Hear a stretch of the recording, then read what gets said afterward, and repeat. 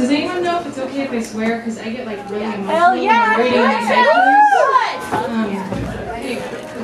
so I'm just gonna start right now. How many of you guys have parents just guilting you out about leaving them for college? Anyone here? Yeah, me too. So I'm from a small town, and I can guarantee that I had more people guilting me out than you. And like on the surface, that's like really sweet, you know, because it's like, oh, my community cares about me. But like, it's actually, you have to deal with some passive-aggressive shit. So I work at the store. It's called the Bolinas People's Store, and if it sounds socialist, that's because it is.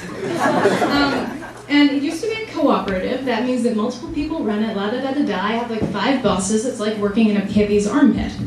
Anyway, so a couple months ago, I was sitting at work. You know, I'm at the cash register selling kale chips and chia seeds and stuff.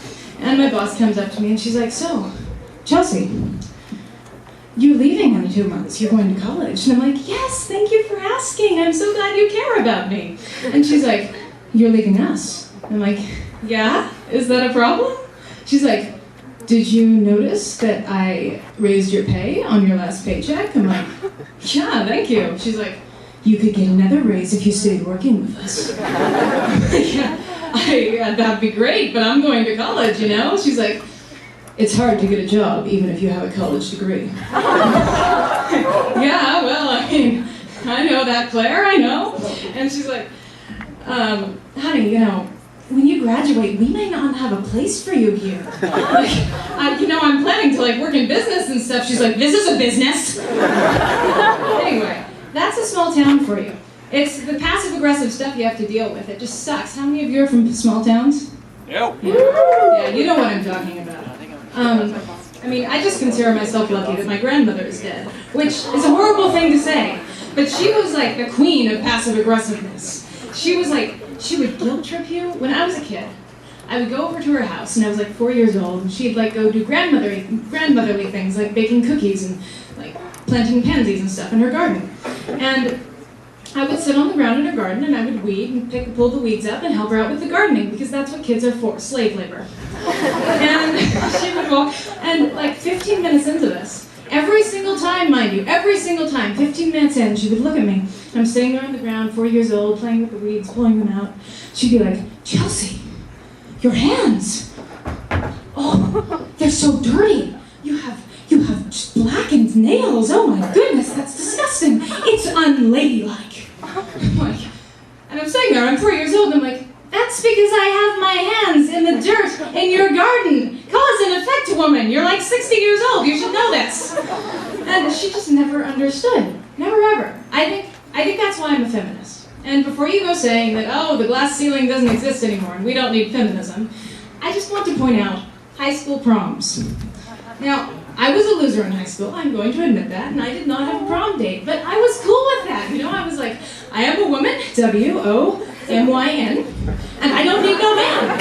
I just definitely don't need a man, you know? I'm totally fine, I'm totally fine, I'm a loser, oh my god, I don't have a prom date.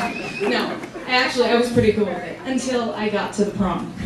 And so I got there, and I got to the coat check, and that's when I realized, yeah, you need a prom date, because men's suits have pockets, and women's ball gowns don't. Prom is all about the pockets. You get to coat check and you're like, hey, I can put my stuff in the coat check, I'm fine. I don't need to carry this stuff around to the dance with me. But they give you a little ticket you have to keep. Where do you put it? Invariably, women without prom dates end up putting those tickets in their bras. That's why at the end of every dance you go to, there's this group of single girls standing at the coat check just with their hands stuck in their bras. And they're sitting there and they're just rummaging around in there. Like, you know, I wasn't worried about getting groped at a prom because I was going to be groping myself afterwards. And like they're sitting there and they're like, is this distracting? Sorry, sir. So it's all about the pockets. You know, men aren't the commodity, pockets are the commodity. They explain absolutely everything about high school.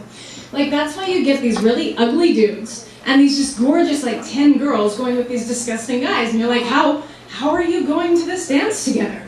And you know, how many of you guys, like, had a girl that you went to prom with and you were like, oh my god, we're gonna go home, she's totally into me, and we're gonna have sex. And then you're driving her home and you're like, oh my god, this is the night, I got my condoms, this is the night.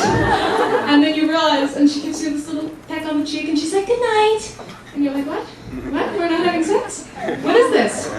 She didn't want to fuck you. She wanted to fuck your pockets. Dude!